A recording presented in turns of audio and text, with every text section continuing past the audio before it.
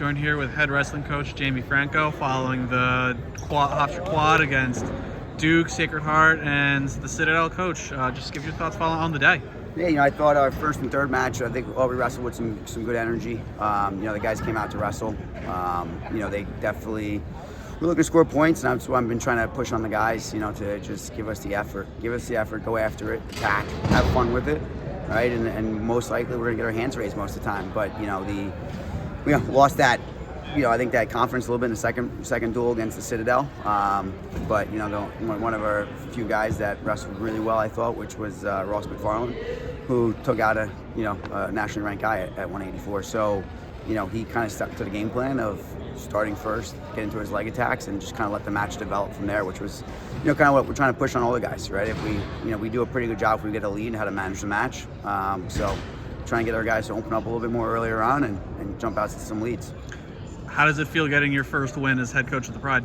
It was nice. I keep saying that this has been special, honor to me to be able to be a head coach at Hofstra here. But I think today, having the turnout from the alumni, I think having 40 plus alumni, most of them guys I coached or teammates or housemates or roommates I lived with when I was here, was really special to get the first win. And obviously followed up with a second one. But it's. You always want more, but at the same time, it's hard to get a win at this level. So, it was really nice to be able to do it at home for the first time in front of the alumni with a good turnout for our first, dual meet. Other than McFarland, did anyone else's performances really stand out to you? Yeah, I thought, Hoyle wrestled well, and listen, a lot of the guys up and down, 25 kind of went after it, and he was actually wrestling, well today, and got caught in one move in the second match, and sometimes that costs you, Noah Tapia is starting to turn it on a little bit. Lost to a national ranked guy against Citadel. Had a hiccup early on in the Sacred Heart match, but found a way to just keep wrestling. And that's kind of what we've been pushing on the guys, is just keep wrestling no matter what the score is. Score the next point and work from there, So, but yeah, I thought, like I said, Hoyle, I think the upperclassman, Chase, was starting to turn it on a little bit. That was a decent, tough guy. That guy was, a round away from, going to nationals last year at Sacred Heart. So, that was a good bounce back match for him after losing a close one.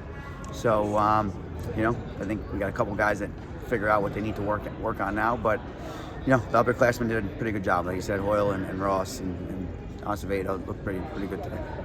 And then how do you adjust next weekend? Ohio State, a super tough team. Yeah, I think, super tough team. I think everyone in their lineup for the most part is ranked.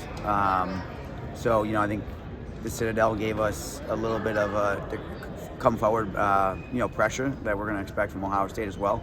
So we'll make some adjustments on just, our cardio and our training here and our hand fight, and, tell these guys it's just one match, right? It's one match at a time, and just focus on the one takedown. I think I keep pushing for these guys is just get a takedown. The match will work itself out from there. So that's going to be a game plan against Ohio State, is just looking to score the first takedown and then build the match from there. And if we could pluck off one or two guys at Ohio State, it'd be a great weekend. You talked about Ross. You talked about Justin Hoyle, Dylan.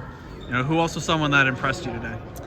I think that impressed me. Like I said, Dylan definitely jumped out and started to open up a little bit more, which we've been dying for him to do. And like I said, Hoyle wrestled pretty solid all day. And like I said, Tapia, his grit, in the last match really jumped out to me. It just showed where he's at. He's still really young. Jumping out to a match when your team's got a pretty big lead early on in the duel, and you go from throwing a guy to his back and for a highlight reel, and next man you know you're looking at the lights. And he had to fight for about a minute and a half off his back, and I think to me that was really impressive for him to fight off his back, not give up the pin, and then find a way to come back into that match. Concludes the post-game press conference. Coach, thank you. Congrats on the day. All right, no problem. Thank you.